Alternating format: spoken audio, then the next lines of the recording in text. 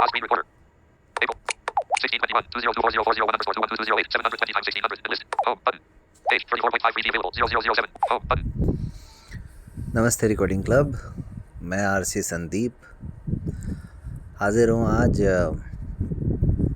5 अप्रैल 2024 के दिन the story of recording club part 260 लेकर के। और आज वही दिन है जिस दिन से इस कहानी की शुरुआत हुई थी और बहुत लंबे टाइम तक शुक्रवार को ही ये कहानी प्रसारित की जाती रही है। आज अजमेर का मौसम बड़ा खुशगवार है। हल्की हल्की बारिश भी हुई हमारे यहाँ, और इस वक्त जब मैं ये कहानी रिकॉर्ड कर रहा हूँ तो शानदार ठंडी ठंडी हवा चल रही है। उम्मीद करता हूँ आप सब भी जहाँ पर हैं वहाँ स्वस्थ होंगे, मस्त होंगे, प्रसन्न होंगे और वर्तमान परिस्थितियों से रूबरू भी हो रहे होंगे। तो भाई बात करते हैं कहानी की।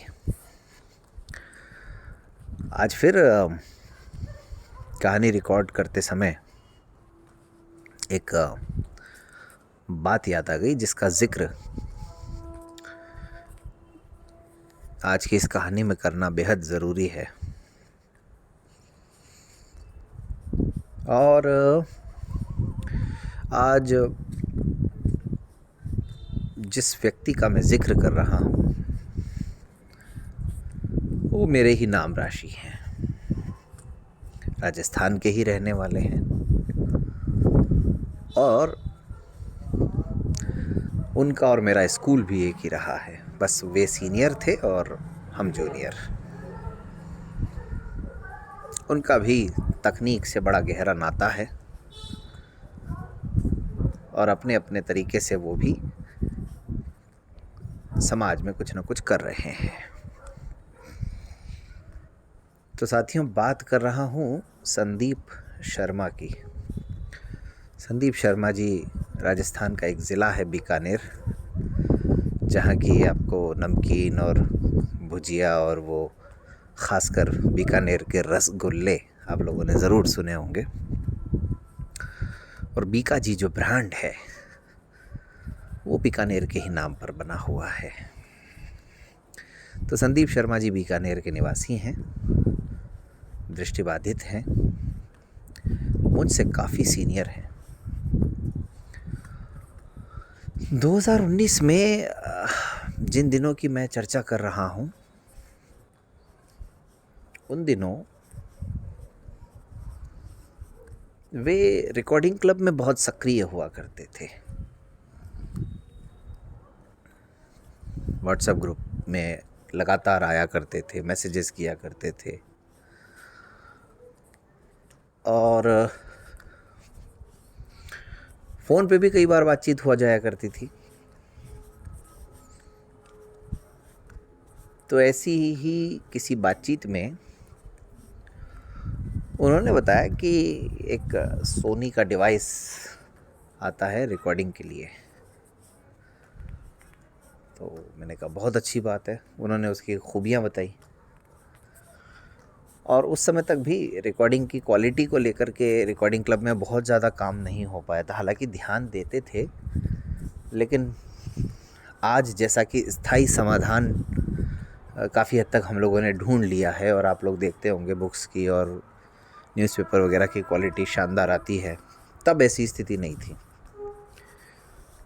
तब ये था बस हमको काम करना है, कैसे भी करना है। तो कुल मिलाकर के काफ़ी समय से, मतलब महीने, 2 महीने, 3 महीने से उनसे बातचीत चल रही थी और आखिरकार वो किसी न किसी बातचीत का ही नतीजा रहा होगा कि उन्होंने कहा ये डिवाइस जो है मुझे लगता है कि आप लोगों के ज़्यादा काम आ सकती है। मैंने कहा ये तो बहुत अच्छी बात है। तो एक छोटे से मोबाइल की तरह वो डिवाइस था, रिकॉर्डिंग डिवाइस सोनी का। कुछ और सॉफ्टवेयर और इधर उधर की चीज़ों को लेके उनसे बातचीत हुई और लगभग 20-22 सितंबर के आसपास का समय रहा होगा। 2019 में वे अजमेर आए, स्पेशली इसी काम के लिए मेरे घर भी आए और घर पर ही रुके। उन्होंने जो एक विंडो 10 आई थी उन दिनों में, नई नई टॉकिंग, हालांकि काफ़ी समय से थी, लेकिन वो उनके पास थी, तो वो भी उन्होंने मेरे लैपटॉप में कॉपी करके दी, इंस्टॉल की और वो डिवाइस भी दे करके गए और दिन भर वो रहे। और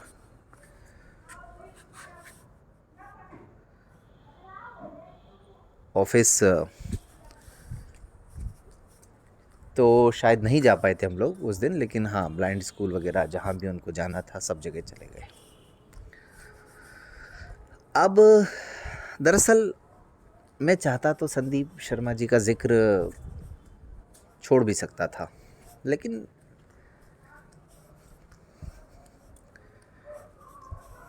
एक बात ऐसी थी जिसकी वजह से मुझे आज जिक्र करने का मन हुआ। जिस तरह संदीप जी का संबंध बीकानेर से है, उसी प्रकार एक बहुत ही हमारे मित्र रहे हैं, साथी रहे हैं ख़ास, उनका भी कुछ संबंध बीकानेर से रहा है। और ये वो दौर था दोस्तों जब उनकी सक्रियता लगभग ना के बराबर हो गई थी रिकॉर्डिंग क्लब में। जो साथी शुरू से कहानी को सुन रहे हैं, शायद हो सकता है मेरा इशारा समझ जाए। उसके बाद में एक वक्त ऐसा आया, फरवरी 2020 में, कोरोना से ठीक पहले, उन सज्जन से मुझे सवाल जवाब करने का मौका मिल गया एक जगह पर। और उन्होंने इस घटना का जिक्र कर दिया कि यार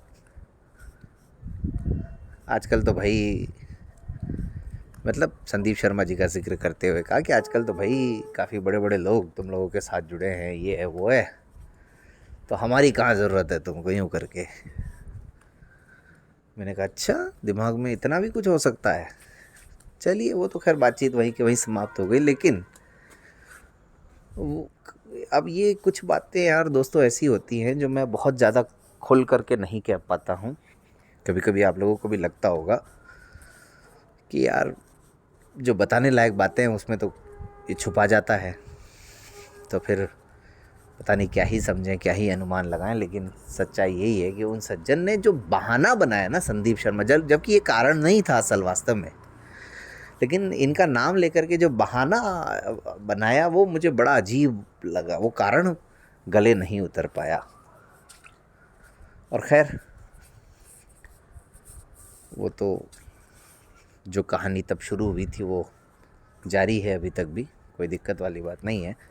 मतलब अब तो खैर संदीप शर्मा जी भी सक्रिय नहीं है रिकॉर्डिंग क्लब में। हालांकि वो ऐसा कभी कभी फ़ोन पे बातचीत होती तो बताते हैं कि मैं सुनता हूँ, कभी कभी चेक कर लेता हूँ, लेकिन उनकी उपस्थिति तो खैर ना के बराबर ही है और कई सालों से है। उसका कारण एक और भी है, वो स्वयं कुछ व्हाट्सएप ग्रुप वगैरह के हिसाब से सक्रिय हैं। और कुछ दिन पहले मैंने मोबाइल एक्सेसिबिलिटी वर्कशॉप का जिक्र किया था, जो हमारी सीरीज़ थी, उसका जो 8वां एपिसोड था, online mobile accessibility workshop part 8, उसमें कुछ लोगों को मैंने आमंत्रित किया था। उनमें से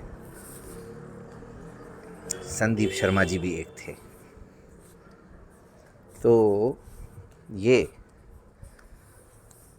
एक ऐसी घटना थी जो मुझे लगा कि, और ये उसी मतलब बस ऑफिस जब अपन ने शिफ्ट किया था सितंबर में, उसके कुछ दिन के बाद की ही बातें हैं।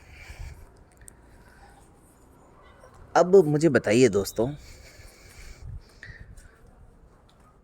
कि जोश जोश में ऑफिस तो ले लिया, जिनको मदद करनी थी आर्थिक रूप से उनमें से आपको मैं बता चुका हूँ कि एक आध साथी को छोड़ करके ज़्यादातर ने पीठ ही दिखा दी, ज़्यादातर साथी नहीं आगे आए। ऑफिस भी आपने 3-4 कमरों का बड़ा ऑफिस ले लिया, आपके पास है कुछ भी नहीं। तो उस ऑफिस को जमाना कैसे, उसका सेटअप कैसे करना, उसका सही इस्तेमाल कैसे करना, क्या किया जाए इसके लिए। एक्चुअली प्रश्न होना चाहिए कि क्या किया गया, क्या क्या दिमाग लगाया गया, बल्कि मैं ये कहूँ कि क्या क्या नहीं किया गया। तो शायद जब आप सुनेंगे तो आप भी दंग रह जाएंगे कि इस हद तक भी परेशान होना पड़ा, इस हद तक भी जाना पड़ा। अगर मैं इशारों में कहूँ आप सबको तो इलेक्ट्रॉनिक आइटम वगैरह, यानी इलेक्ट्रॉनिक सामग्री वगैरह या टेक्निकल चीज़ों में काम आने वाली एसेसरीज़ से लेकर के आपको यकीन नहीं होगा कचौरी समोसे तक भी बीच में आएंगे इसमें। इतनी दिलचस्प कहानी है, लेकिन कई बहुत सारे इसमें पहलू हैं। एक एक टेबल, एक एक चेयर के लिए क्या क्या जद्दोजहद करनी पड़ी, ये सब आने वाले वक्त में सुनाऊंगा। लेकिन 1621 home button. आज का तो फिर वही 5 अप्रैल को कुछ बातें जो मुझे याद आ रही हैं, जो कि भारतीय राष्ट्रीय आंदोलन, राजनीति और फिल्म, इन 3 बातों का थोड़ा सा जिक्र करना चाहता हूँ। बाकी तो आप अपने तरीके से खुद खोजबीन कीजिएगा और याद रखने का प्रयास कीजिएगा, हमारा भी ज्ञानवर्धन कीजिएगा। आज के दिन फिल्म अभिनेत्री दिव्या भारती, शायद आप सब ने नाम सुना होगा,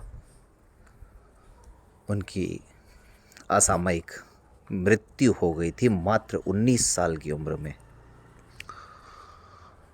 आज ही के दिन यानी 5 अप्रैल 1908 को बाबूजी के नाम से प्रसिद्ध बाबू जगजीवन राम, जो संभवतः भारत के पहले उप प्रधानमंत्री या दलित उप प्रधानमंत्री माने जाते हैं, और यूपीए के कार्यकाल में संसदीय कार्य मंत्री रहीं, नहीं लोकसभा अध्यक्ष रहीं। मीरा कुमार जी के पिता भी रहे हैं वो। तो बाबूजी का खासकर बड़ा योगदान उन दिनों में रहा है जब मतलब आपातकाल लगा, और उसके आसपास उसके बाद की जो कुछ घटनाएं थीं, चौधरी चरण सिंह और मुरारजी देसाई और इन सब के कार्यकाल के आसपास काफ़ी उनकी भूमिका सक्रिय रही। तो 1908 में उनका जन्म हुआ था। और सबसे महत्वपूर्ण बात जो मुझे लगता है कि आप सबको ध्यान होगी, आज ही के दिन दांडी मार्च गांधी जी का जो था वो पूरा हुआ था 5 अप्रैल 1930 को। तो दांडी के बारे में तो मुझे लगता नहीं कि शायद ही कोई ऐसा होगा जो नहीं जानता, तो सबको पता ही है, जो प्रसिद्ध नमक सत्याग्रह। खैर, तो कुल मिलाकर के आज मुझे खुशी इस बात की भी है, लगातार 5वें दिन कहानी आई है, और रिकॉर्डिंग क्लब के 8 वर्ष पूरे होने में अभी 45 दिन का समय है। रिकॉर्डिंग क्लब की आरसी उत्सव प्रतियोगिताएं भी शुरू होने वाली हैं। उन प्रतियोगिताओं के लिए आप लोग रजिस्ट्रेशन करवाते रहिए लगातार। रिकॉर्डिंग क्लब ऐप पर हाल ही में दृष्टि मैगज़ीन फरवरी 2024 की अपलोड कर दी गई है और अंतर्राष्ट्रीय क्रोनोलॉजी मार्च तक की अपलोड कर दी गई है। योजना मैगज़ीन भी संभवतः कल यानी शनिवार को मार्च तक की अपलोड हो जाएगी। तो बस फ़िलहाल तो आज के लिए इतना ही। मिलते हैं फिर किसी और कहानी के साथ। Selected. 10:17:45 and recorded. बहुत बहुत धन्यवाद। नमस्कार। Back button. Page. Record button.